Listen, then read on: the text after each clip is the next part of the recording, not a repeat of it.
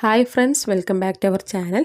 ഇന്ന് നമ്മൾ ഉണ്ടാക്കാൻ പോകുന്നത് വളരെ ടേസ്റ്റോട് കൂടി വളരെ സിമ്പിളായിട്ട് ഉണ്ടാക്കാൻ പറ്റിയ ഒരു പരിപ്പ് കറിയുടെ റെസിപ്പിയാണ്. അപ്പോൾ നമുക്കിത് എങ്ങനെ ഉണ്ടാക്കാൻ നോക്കാം.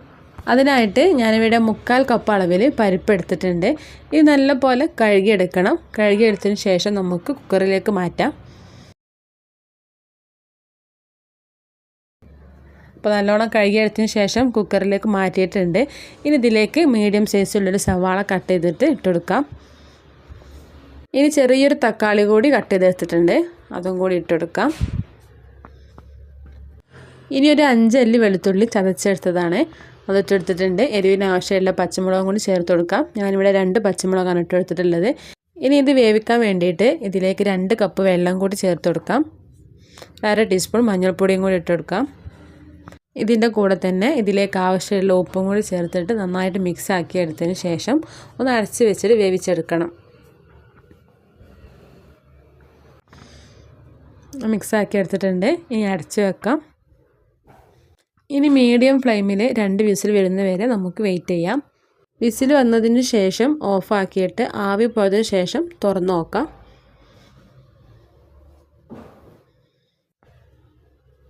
അപ്പോൾ ദാ പരിപ്പൊക്കെ നല്ല പോലെ വെന്ത് കിട്ടിയിട്ടുണ്ട്.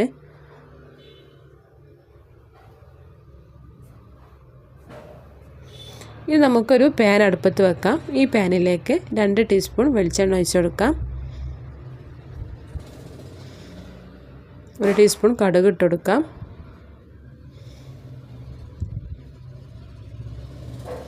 കടുക് പൊട്ടിയതിന് ശേഷം ഇതിലേക്ക് 3 അല്ലി വെളുത്തുള്ളി ചെറുതായിട്ട് കട്ട് ചെയ്തിട്ട് അതൊന്ന് ഇട്ടെടുക്കാം. ഇനി ഒരു 5 ചെറിയുള്ളി ചെറുതായിട്ട് കട്ട് ചെയ്തിട്ട് അതും കൂടി ചേർത്ത് കൊടുക്കാം. നന്നായിട്ട് മിക്സാക്കി എടുക്കുക.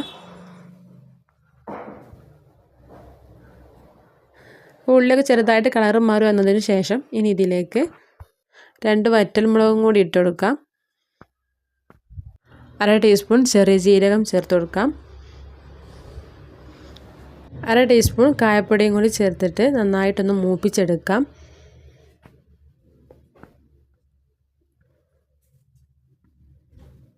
ഇതിൻ്റെ കൂടെ തന്നെ കുറച്ച് കറിവേപ്പിലയും കൂടി ചേർക്കാം.